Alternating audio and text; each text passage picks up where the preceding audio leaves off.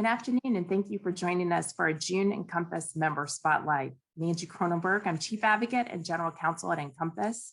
And this morning, we welcome Rob Sokota, who is the Chief Administrative Officer for ZenFi Networks.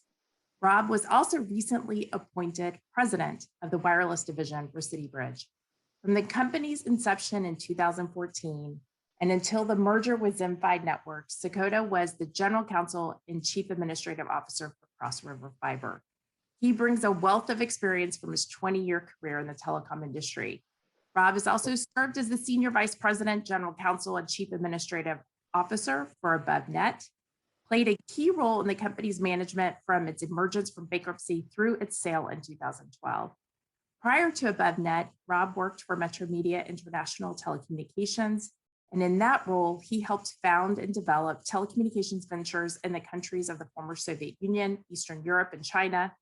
And earlier in his career, Sokota also worked as an associate with the law firm Steptoe & Johnson here in Washington, D.C. So we just want to welcome him. And also, before I turn it over for welcome, ZenFi Networks has been an active member of INCOMPAS for a number of years and also serves on the INCOMPAS Board of Directors. I'm just really thrilled to have Rob to join me today so we can have this chat. Welcome, Rob. Thank you for having me, Angie. So let's just dive right into the questions. Tell us a little bit about ZenFi. Give us background on the company and how it's evolved since its inception. Sure.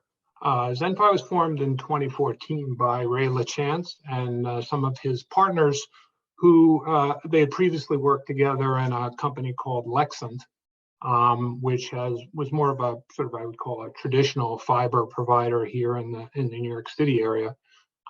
They sold that company to Light Tower, and then in 2014 started a new firm called ZenFi with a much different focus from their previous company, a business much more focused on the mobile infrastructure area.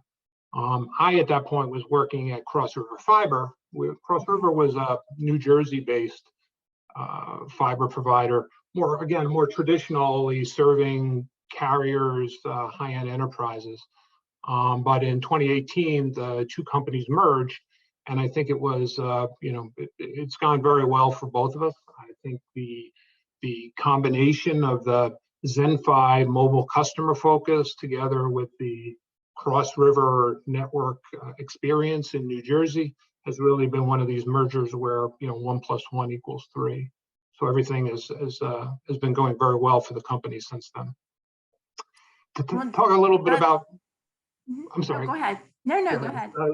Just talk a little bit about ZenFi itself and what it's doing. ZenFi is, as I said, sort of focused on the mobile infrastructure area and deployment of small cells. And for folks who don't know what that means or are not familiar with small cells, essentially small cells are radios smaller in size and in power than sort of macro radios that the mobile providers that would use on a tower or on a rooftop, much closer to the users.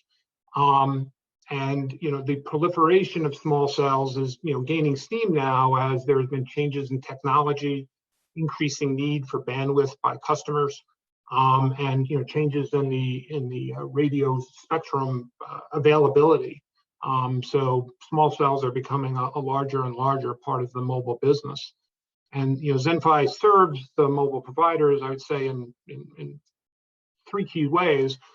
First one is providing siting solutions. And what that means is providing a space for the mobile providers to put a mobile radio, if that's on a utility pole, a light pole, or in the future we're thinking is going to be on street furniture, such as the LinkNYC kiosks. Secondly, we have a fiber network where we connect that radio on the siting solution back to a network aggregation point where the carriers can have a baseband processing. And a third leg would be providing them network edge colo where they can place that network edge, where they can do that baseband processing. So that in a nutshell is sort of ZenFi's focus at this time. Yeah, so as you're deploying, you're really deploying a unique business model to the communities. How are you distinguishing yourself in the marketplace as compared to what some of the other broadband providers are doing?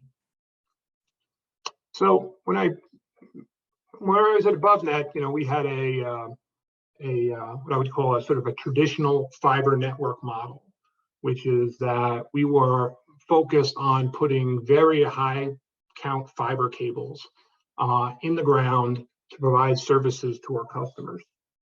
When it came to ZenFi, I initially thought it's going to be sort of the same thing, but I very quickly learned that it was very, very different. AboveNet had its main focus on, as I said, providing these very high count cables between data centers, between high-end enterprise locations, mostly for customers with significant bandwidth needs, financial service customers, technology customers. But these customers were generally, sparsely, or the customer locations themselves were sort of distributed in a sparse network configuration, such that any particular service order you might have, there might be 1 mile to 3 miles between customer locations. Because the focus is really, do we have a lot of fiber and can we bring it to those locations? ZenFi is a very different focus because instead of focusing on those sort of high bandwidth customers, we're focused on as I said, the small cell market, and being able to provide fiber in a much more densely urban environment, so that instead of dropping a pair of fiber, say every couple of miles, we might be dropping a pair of fiber maybe every block in New York City, for example. So that puts a much higher premium on accessibility of the network. And as a result of that, when the networks is designed, it was done in I think, a very, very innovative fashion to build into the fiber assembly for the network sort of a distribution network of microducts, which rides alongside the network and enables us to be able to drop off a pair of fibers in a very dense environment, maybe every block, in a very efficient manner that, for example, a traditional fiber network couldn't do. We think that gives us a big advantage, and we think sort of the distribution network is almost like you might call it like the capillaries, pulling the fibers away from the main arteries that might be the backbone network. And then again, I think that distinct network architecture provides us an advantage against, I would call it, traditional network architectures. Yeah, the densification of the fiber network is something that we talk a lot about at INCOMPAS, especially as we see the need for small cells and 5G deployments. And that's it's a really more intense infrastructure build. And the access to the rights of way obviously are important in any network build, but in particular for the kind of network build that you're doing, it's really key. So as you're looking at those issues, tell us a little bit about how you all are dealing with those rights of way issues and the kinds of barriers you might face, and what it is that policymakers need to hear from companies like yours that need to be able to access a lot more rights of way as they're building the fiber and the small cell. Sure. So I think, over the years, it's changed considerably. So in the wake of the 1996 Telecom Act, the name of the game for the new alternative providers was, going out and getting rights of way with railroads, with municipal transit systems, or with cities to be able to, lay our fiber networks and expand our reach to be able to reach, new customer locations. And, it was a battle for many years because it was a new type of thing where these towns were having someone other than the incumbent LEC approach them about use of the right of ways. There were lots of disputes about, can the town charge money? Can they get in-kind compensation? What can they do? And, these things raged for years and decades. And it was a big fight for a long time.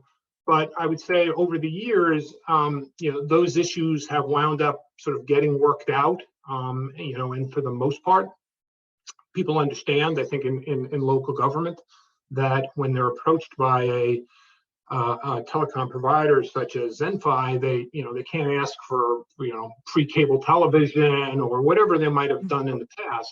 They understand that they're what they can regulate, what they can't regulate, and the types of regulation has changed considerably as well, and that varies by region. Some of the states took a very centralized approach to rights of way, where they said, if you register with the State Public Utility Commission, you're a utility in the state, and that gives you the right to use the public rights of way, wherever in the state. And in those states, there was probably there was definitely a lot less interaction with local authorities. Other states took a different tack. They gave local authorities a lot of authority in terms of what they could and couldn't do.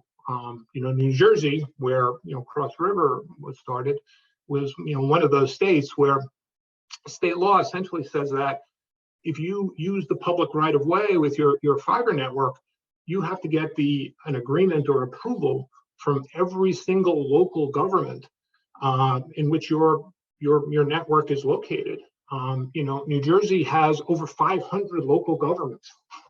So you might be building a network and you're on a county road, you go over onto a town road on the same street, on adjoining streets, and that's two separate approvals you need to get. So you can imagine in a situation like that, that's a very time-intensive process for gathering these local approvals and making sure that you have them all lined up for a particular customer opportunity. Might be going to 10, 20 different towns. It's a very complex situation. And then above net, the Cross River Fiber, now ZenFi, we have over, I think, 250 different approvals from these local governments. So it's a lot of work to do, but as I said, I think for the most part, the issues related to fiber network rights of way have been resolved.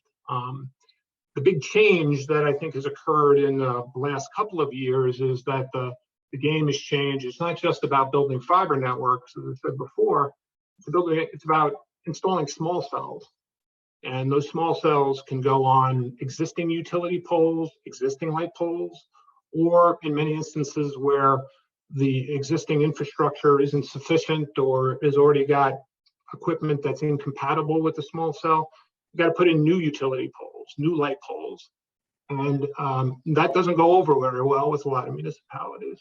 They're not interested in having you create more visual clutter in their municipality. Many of them don't like the aesthetics. They don't like the way your pole looks. They don't like the way the small cell equipment looks. And many of them, they have health and safety concerns. The FCC has ruled that that's not really the jurisdiction of a local government to make a determination, but I can tell you it comes up all the time anyway, right? I've been at many of these town meetings where people are raising their concerns about 5G and what are the health and safety issues related to 5G, and that it gets into the mix in many of these situations as you negotiate the rights of way. But yet, I would say at the same time, while people have these concerns about additional mobile infrastructure, I think they also recognize the fact that this mobile infrastructure is sort of key toward economic development, especially in light of what's occurred here in the U.S. in the last year during the pandemic, work from home, Zoom calls like we're doing. People need this type of infrastructure, and you sometimes see the juxtaposition of these different forces when you're in a town council meeting, and I might be explaining, here's where we're going to do our deployment and why we're going to do it, and a citizen or a local council person will engage in some discussion or argument, maybe even with me about it, and they might be raising health concerns, other environmental concerns, and in the middle of the call they'll drop off. Their Zoom link will fail or their phone call will drop, and I think it's ironic that on one hand, many people don't want it, but at the same time, they understand that they really need all of this stuff to make it work. Yeah, it sounds as though it's been really an intensive effort to educate local policymakers, one, about what it is that you're doing as a company and why you're doing it. But then on the other hand, it also sounds like the reality, especially with COVID and so many people working from home and using all of the technologies to stay connected, that there's been a realization, right, that we do need this type of improvement in our communication system. So that's really refreshing to hear, especially for the Northeast corridor, the area that you're serving. I will say it's not the case for all of our members. We continue to work on these permitting rights of way issues for many members, both at the very local level as well as kind of across country as they're dealing with railroad issues and other types of access, such as access over the Mississippi River, for instance. And there's still a lot of barriers to have alternative networks, which, you know, are really key to, you know, one of the emphasis of the association, which is we need to bring more competition to the marketplace because it drives better services, it drives better customer service overall. Thank you.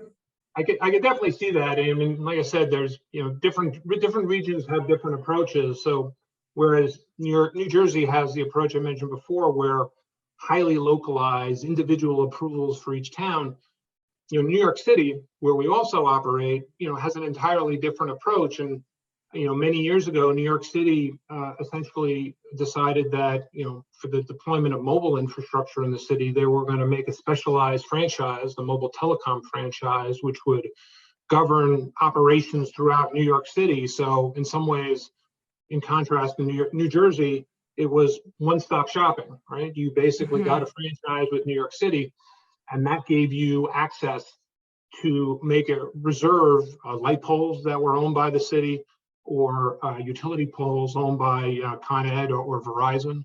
And that, you know, was a system I think that served New York City very well. And the folks who implemented it, I think, you know, did a very good job in the way they set it up. Now,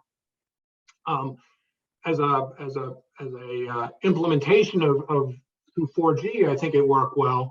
I think it's beginning to show a little bit of stress now with the 5G rollout, because we're putting the small cell equipment on light poles, and, you know, light poles were designed to hold lights. They weren't designed to hold small cell equipment. And while they can do both in many instances, as we're rolling out 5G, we're understanding that if you want to put this additional infrastructure on top of a light pole, for example, the light pole from a structural perspective might require reinforcement. It might require replacement, simply to ensure that it can now, you know, fulfill more than one function. And, you know, replacing poles in New York City is an expensive endeavor. So while they, I think, got the governmental regulation right, and did a good job there, I think we're beginning to face challenges which just go to the fact that there's a limited amount of space on the street for mobile infrastructure, and how do we address that problem? Yeah, and is that something that the companies, you know, working on together that are operating in your space that are trying to serve the mobile companies and other large enterprise customers? Are you working towards a solution that would be a combined solution, how you deal with replacement costs and limited availability, or is everybody just fighting to get to their spot and secure that first? No, I think there is a fair amount of, at least in New York City, a fair amount of cooperation among the mobile telecom carriers to understand that we need to jointly build an environment that's going to work for all of us. As I said, especially with the demands that are coming for 5G, everyone understands that it makes sense to come up with a plan that's going to be, you know, work for all providers and ensure that, you know, New Yorkers have the infrastructure that they deserve in terms of the next generation. Yeah, That's actually a perfect segue to talk a little bit about the public-private partnerships and initiatives that ZenFi is working on. So can you share with us some examples of what you're doing in this area? Sure. I think the biggest example for us is a deal we recently entered into with CityBridge. CityBridge, for those who are not familiar, is the operator of the LinkNYC kiosk network here in New York City. For those not familiar with the LinkNYC kiosk network, it was I'd say a very innovative and forward-looking initiative started in New York City almost a decade ago to replace the existing phone system or telephone public payphone system with a series of kiosks. The kiosk would provide free telephone calls.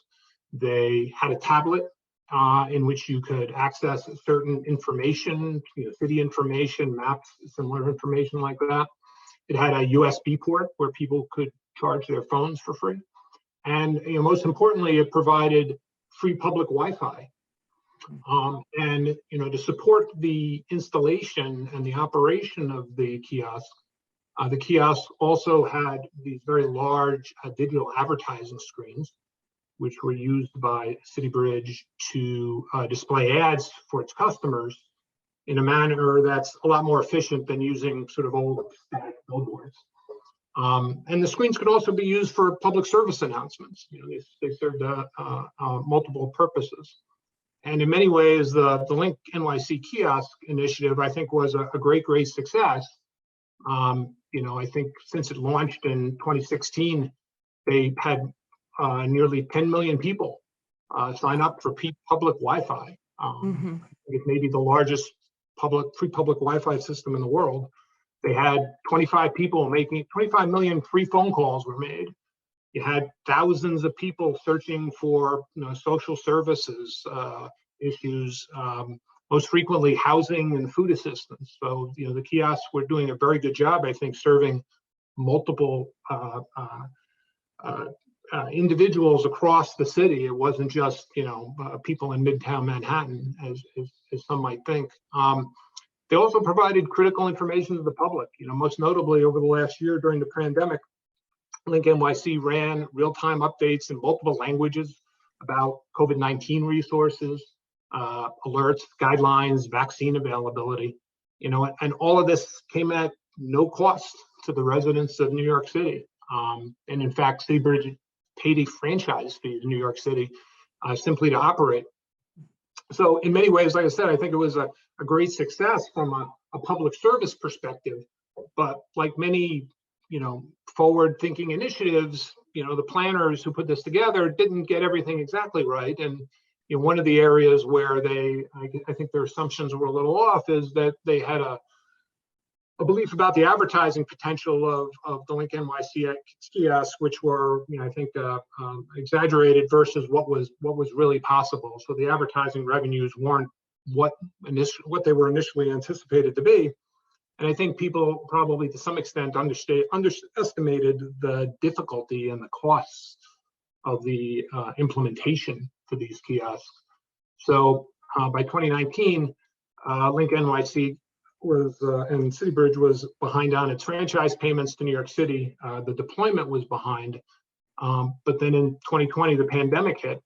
And while this had an obviously detrimental effect on the advertising potential for the kiosks, it also showed what an important vital service that these kiosks provided. In the middle of the pandemic, people got free Wi-Fi. In the middle of the pandemic, people had public service announcements about vaccine information. So I think New York City, to its credit, recognized that while there might have been some missteps early on, they realized there was a great opportunity here to continue this program. And recently, the Franchise Review and Concession Committee in New York made an amendment or approved an amendment to the LinkNYC franchise, where they restructured some of the franchise fees. They increased the city's rights for public announcements, but they importantly also laid out a path whereby these LinkNYC kiosks can be used as siting locations for small cell radios moving forward in New York City, providing another option for the rollout of the 5G program by the mobile carriers. And this is where ZenFi comes into the picture, right? You know, we've committed to investing in the LinkNYC program to complete the rollout of the 4,000 kiosks. The plan is to use the kiosk for siting solutions for small cells, for mobile carriers, and potentially providing, you know, virtual infrastructure services, maybe CBRS, maybe, you know, Wi-Fi offload to various customers, enabling, you know, more flavors of mobile services to exist in New York City. If you think about it, the LinkNYC kiosks have everything you need for a piece of street furniture, right? They have power, they're connected to the ZenFi fiber network. You know, they're out on the streets close to customers, just like the light poles. So we're very excited about the opportunity that being part of the CityBridge consortium will bring us in terms of, you know, being able to expand 5G here in New York City. That project also just shows sometimes we need a little bit more patience to see how things are going to really work out in the end. You just don't always know what's right around the corner that could really change the business case, right? And it sounds like that pandemic did that. And the locations of this network are going to be really key to bringing 5G to the city too. So that's really fantastic. What a great example. So I have one more question for you, but before we do that one, I just wanted to tell the audience that you're welcome to submit a question. We have about 4 minutes or so left in the webinar. We can continue on for those who might have a little bit more time. So if you have a question, submit it, and we will see if Rob is willing to answer it. I'm sure he will be. But so I'll do my last question and hope that there are some others that are coming. So talk a little bit about the partnering and business opportunities that's available for those in our audience to work with ZenFi in the New York, New Jersey area. Well, as I said, you know, we are operating a large mobile infrastructure business, which is, you know, starting a potential transition into virtual infrastructure at the same time. So in addition to the need for partners to work with us with respect to the deployment of fiber networks, the installation of small cells. You know, we're now also looking at talking to partners for equipment with respect to potential, you know, virtual infrastructure services, you know, new types of equipment to be used so that we can deploy our own radios out there. So, you know, ZenFi is always looking for new and innovative partners to work alongside it. And it's as it goes out and meets its goals. That's great. So I did get a question from Bill LaPerch. He wanted to ask a little bit more about the LinkNYC program. Are the kiosks in good locations for wireless transmission? Don't the antennas need to be on corners? Don't the antennas need to be on corners? The answer is that the initial kiosks, as they've been deployed, so the program in total is going to deploy at least 4,000 kiosks, about which we'd call it 1,866 to be exact, have been deployed to date. You know, the original concept in terms of the siting for the original kiosk was advertised focus, right? The folks at CityBridge were interested in maximizing advertising potential, and they placed the kiosks across the 5 boroughs, but in ways that I think were conducive to both advertising and the fact that the program was intended to replace the existing phone booths, paid phone booths, right? So that in some ways guided where they put a lot of the existing kiosks. As we move forward, we're going to be looking for new locations for additional kiosks, which are probably going to much more focus on RF needs. That is, where can we put new kiosks to ensure that we have the maximum capability for the Wi-Fi network? Where can we put the new kiosks that we have maximum capability to ensure that mobile carriers or virtual carriers like ourselves who are placing radios in these kiosks can get the broadest spectrum and the best customer service for those utilizing those kiosks. In some cases, you can't put a kiosk exactly on the corner, right? People need to walk back and forth across streets. You can't be exactly on the corner, but you can certainly be within a certain distance of the corner. And the way the kiosks are being built, I think is very important in that while a light pole is a light pole is a light pole, again, it wasn't designed specifically for the placement of small cell equipment. Especially the new kiosks that we're hoping to deploy in the future can be created in a way to, I would say, optimize RF potentially having, RF radios, which have abilities that maybe don't exist on the existing light poles. And I think a lot of that will help make them a very attractive option to mobile carriers moving forward. Great. And then I have a question from Jerry Kirschman. He wanted to know, is ZenFi doing any private 5G? Now, you talked a little bit about your enterprise services. Is any of that considered private 5G? At this time, we are not doing any sort of private 5G. I think our business at this point is really in providing, as I said, physical infrastructure for the mobile carriers. We also have I would call a carrier enterprise overlay business, which is more like the traditional telecommunications services that an AboveNet might have provided it back in the day.